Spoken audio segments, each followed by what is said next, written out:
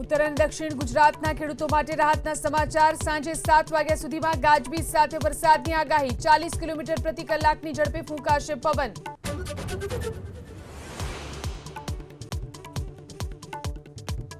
ધોધમાર વરસાદથી નર્મદા જિલ્લાના જળાશયોમાં નવા નીરની આવક। ડેડિયાપાડાનો નિનાઈ ધોધ ઓવરફ્લો તો સેલંબામાં સ્થાનિક નદીઓમાં પૂરની સ્થિતિ।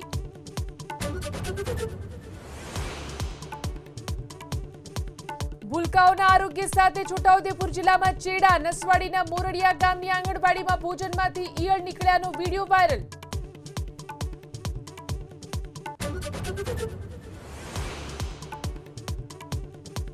અમદાવાદમાં ડિજિટલ અરેસ્ટની જાળમાંથી માંડ બચ્યા એક વૃદ્ધ। કૌભાંડના બનાવટી કાગળો મોકલી જેલમાં મોકલવાની આપતા ધમકી। વોટ્સએપ નંબર કંબોડિયામાં એક્ટિવ હોવાનો ખુલાસો।